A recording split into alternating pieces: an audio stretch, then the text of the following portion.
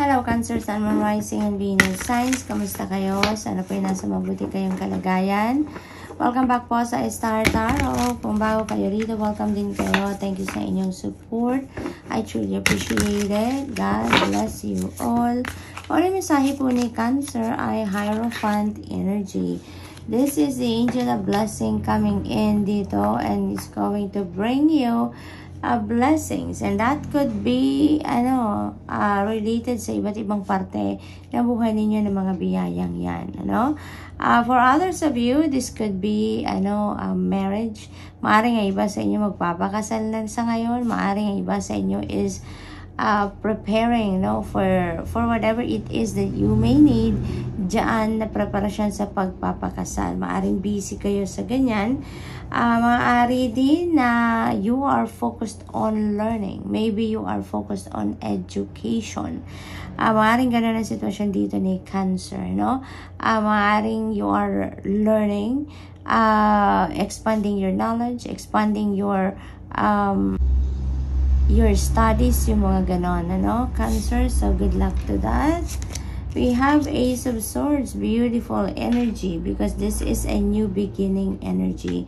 Ito yung yung victory energy na talaga namang you are going to claim your success dito and very sweet victory. Kasi maaring may pinagdadaanan ng iba sa inyo dito na difficult situation, maaring sa marriage ninyo, maaring sa pag-aaral ninyo, maaring sa profession ninyo. It could be anything, Cancer, but you are definitely going to rise above that situation around this time.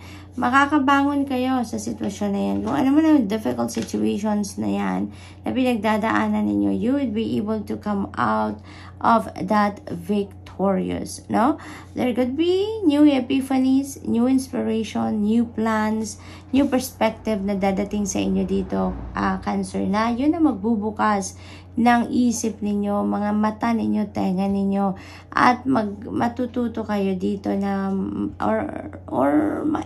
madidiscover ninyo dito kung ano yung mga nararapat ninyong gawin para mapagtagumpayan ninyo ang problemang ito or ang sitwasyon na ito. Cancer? So, you are getting an opportunity dito na ma-claim ninyo ang inyong success sa kung ano man ang inyong difficult times na pinagdadaanan sa ngayon kung meron man. Three of Pentacles, someone is going to support you dito sa kung ano man ang iyong pinagdadaanan sa buhay. If there is something wrong with the situation dito, Cancer, you would be able to take action now. Mas magiging mabilis, mas magiging maayos ang mga action na gagawin ninyo dito. It's because there is someone that is going to help you with that situation sa buhay ninyo. Maaring yung sitwasyon na to also is regarding trabaho, karera, ganon, maaring meron kayong mga plano na gustong gawin, may mga strategy kayo na naiisip pero maybe you are not taking action towards that. Pero ngayon, maaring with the help of the people that may help you dito sa inyong sitwasyon, mabuksan ang inyong isip at ma-realize ninyo na sige na nga, gawin na natin ito. Tutulungan kayo na kung sino man, there could be supportive and helpful people around you that are willing to help you with that project or with that situation, or maaring kayo yung naghahanap ng makakatulong dito, so maaring ganun ang ganap dyan. But definitely, someone is going to help you with that. Ten of Cups energy, this is happiness, domestic bliss, masayang pamilya dito, Cancer, masaya ang samahan ng bawat isa. There is harmony, there is love, between you and your other family members. Mas nagkakaintindihan ng bawat isa dito, and maybe ini-enjoy nyo na din kung ano yung mga kailangan ninyo, ano yung mga gusto ninyo sa buhay. Maaaring ini-enjoy nyo na din yan sa ngayon, kaya iba yung saya ang inyong nararamdaman. So, good luck. That's all I have for you for today. Thank you for watching. Love and light. Namaste. Hello, Scorpio, Sun, Moon, Rising, and Venus signs. Kamusta kayo? Sana po nasa mabuti kayong kalagayan. Welcome back po sa Star Tarot. Kung bago kayo dito, welcome din kayo. Thank you sa inyong support. I truly appreciate it. God bless you all. Pauna mensahe na Scorpio ay 6 of Cups. Napakaganda nito. You are getting what you need dito, Scorpio. Meron ditong tutulong sa inyo. Meron ditong susuporta sa inyo sa kung ano man ang kailangan ninyo sa ngayon. Or maaring kayo yung meron susuportahan. Dito maaring kayo yung magbibigay ng tulong, ng suporta sa mga taong nangangailangan dito. Or mga taong humihingi ng tulong sa inyo. Scorpio? This could be also reunion, for some of you. Maaring uuwi kayo sa pamilya ninyo because maaring merong pagtitipon dito ang inyong buong pamilya. Maaring meron ditong pagtitipon. Maybe you're celebrating something sa pamilya, or maaaring meron kayong achievement, accomplishments na i-celebrate. Kaya gusto ninyong umuwi at mag-celebrate kayo with the family. Maaari din na magagaling ang iba sa inyo sa ibang lugar and you are coming home to visit your family, your kids, your parents. Maaring ganun ang sitwasyon dyan. So, what else? We have King of Cups. Ayan. So, there could be wedding dito, Scorpio? Maaring meron ditong marriage na magaganap for some of you. Kaya maaring kayo ay uuwi dahil dyan. Maaring kayong ikakasal or maaring kamag-anak ninyo, kaibigan ng ikakasal, at maiimbitahan kayo. There could be also business partnership dito, Scorpio. Maaring makikipag-commit kayo in a business partnership dito with someone. So, we also have Ace of Cups. Napakaganda, Love talaga is overflowing sa puso ninyo dito, Scorpio. So, malakas ang pakiramdam ko dito na merong dito, commitment talaga na mabubuo in marriage or in a relationship. Maaari din talaga na meron dito mga kasalan magaganap. There could be engagement din dito for some of you. This is also new beginning energy, Kaya meron kayo dito sisimulang bago. Maybe you are stepping into a new chapter in your life, new phase in your life dito. At yan ay isang magandang blessing, nasisimulan ninyo dito, Scorpio. Because the Ace of Cups is an overflowing of blessings. This is a blessing na binibigay sa inyo, ino-offer ng Divine Universe. At ito ay hindi lang sapat para sa inyo, but this is also more than enough for you para makapag-share din kayo sa mga mahal niyo sa buhay or sa ibang tao, na nangangailangan. So, you will be provided dito of what you need at hindi lang talaga yung kailangan ninyo, but also para then may maitulong pa kayo sa iba. So, this could be anything. This could be love. This could be financial blessings. Diba? At kung ano-ano pa, depende sa inyong sitwasyon. So, what else for Scorpio? We have strength. Yan. So, you may need to activate your inner strength. You may need to activate your courage para maharap ninyo ang kung ano man ang sitwasyon na medyo siguro difficult or challenging para sa inyo. So, kailangan nyo lang tatagan ang inyong loob, patibayin nyo lang ang inyong loob. Lagi naman nandyan ang courage, ang inner strength natin. We just need to activate that. We just need to wake up, diba?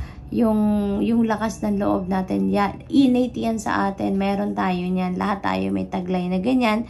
Kaya lang minsan, hindi lang kayo, pinipili nyo lang na maging mahina, kumbaga, or napaghihinaan lang talaga ng loob ang iba sa inyo because of the negative thoughts na mga naiisip ninyo. But at this time, pairalin ninyo ang tibay ng inyong loob, lakas ng inyong loob na sa gayon, maharap ninyo kung ano man ang klaseng sitwasyon na meron kayo sa ngayon.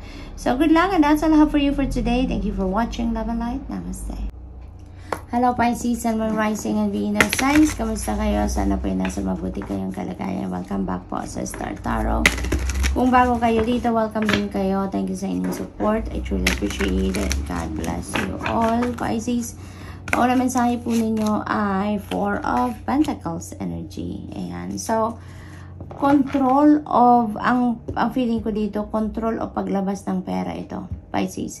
Maaaring kailangan ninyo na kontrolin or i-make sure ninyo na nasa tamang sitwasyon kayo pagdating sa inyong kaperahan. Maaaring kailangan ninyo dito na tignan ang pagmamanage ng inyong pera, no?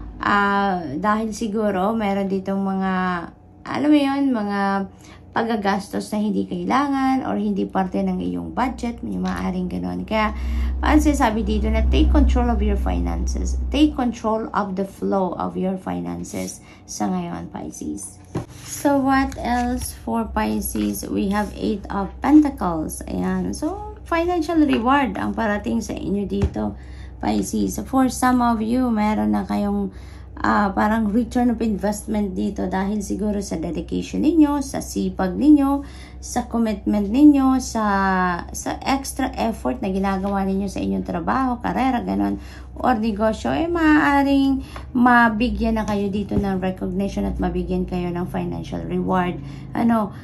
Maaaring meron mga ditong recognition, maaaring meron mabigay sa inyo dito na award, maaaring mabigyan kayo dito ng bonus, maaaring mabigyan kayo dito ng promotion or pay raise, maaaring mga ganon ang makuha ninyo around this time dahil dyan sa pagsisikap ninyo sa inyong trabaho, dahil sa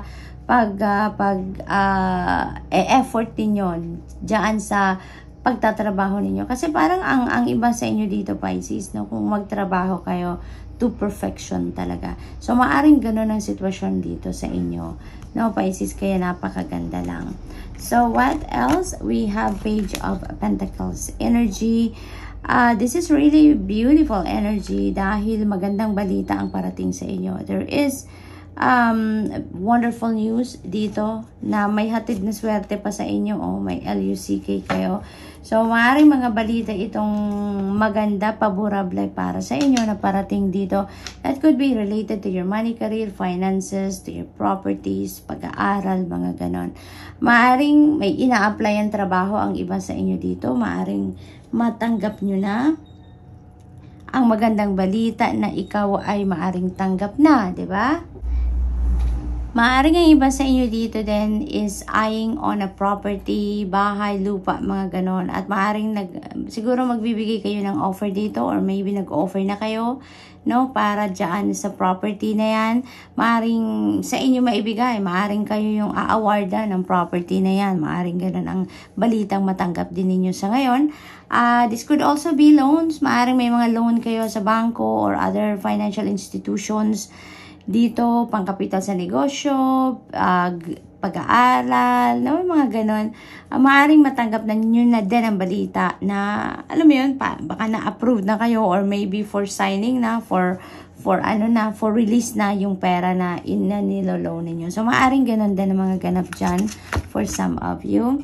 Maaari din na meron kayong mga kontrata ditong pipirmahan. No? Pisces, maaaring deed of sale na yan or other kinds of contract, maaaring ganon. Moving on kayo, Pisces, ang iba sa inyo dito is definitely moving forward with your life. May tagumpay kayo, nanggagaling kayo dito sa victory, no? Pisces, nanggagaling kayo dito sa isang difficult situation pero you manage to solve that.